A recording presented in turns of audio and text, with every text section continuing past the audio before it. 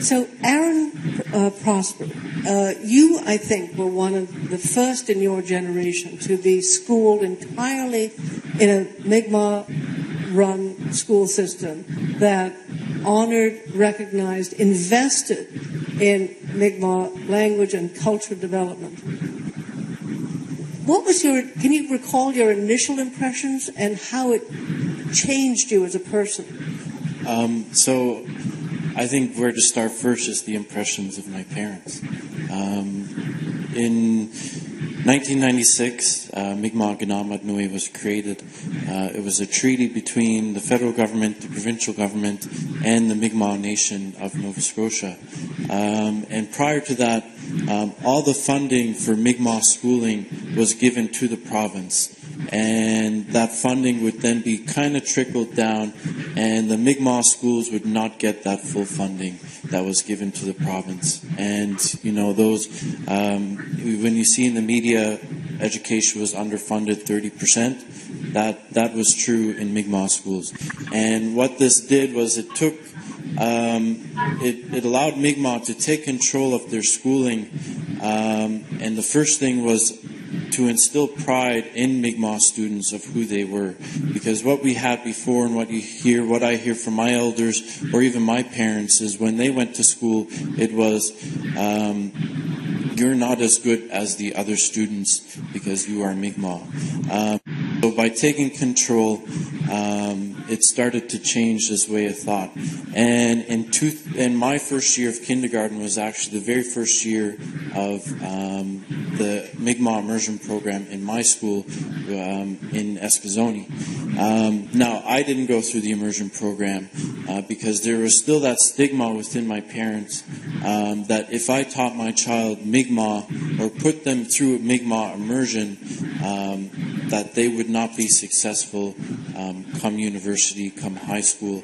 Now research within MK has shown the complete opposite. Those students that went through the immersion programs actually have a higher graduation rate, have higher literacy rates, mathematic rates than most of the students that went through the generic program.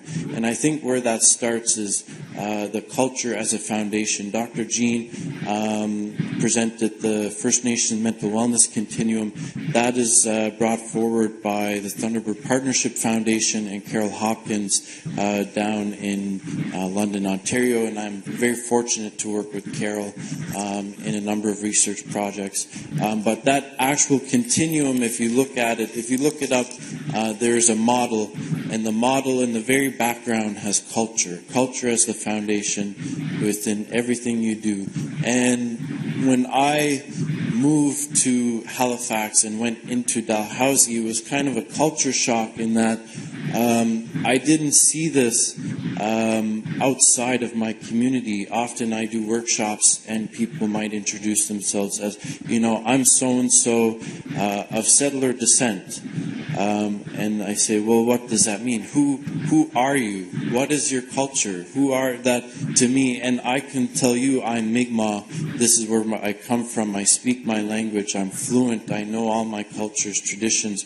I can trace my lineage back traditionally as far back as we go.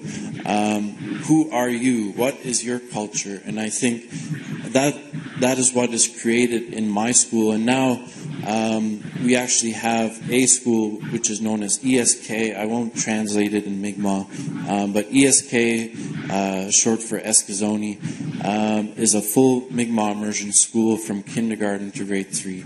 Nothing but Mi'kmaq within the school, and then they have English classes. Grade 4 is the transition year, and it's actually taught by my aunt, and the transition year into English classes, but still that there's a continuation of the Mi'kmaq immersion program straight into high school, where also my other aunt in the high school teaches the Mi'kmaq classes there. But the big benefit of it all, and it's been in the news, MK schools have arguably the highest rates of graduation in all of Canada. Some of our schools have a graduation rate of over 90% in grade 12. That is when compared to when this all began in 1996, graduation rates were the lowest in the country. And so we've gone, full circle, and very, I've benefited from it personally. That's excellent.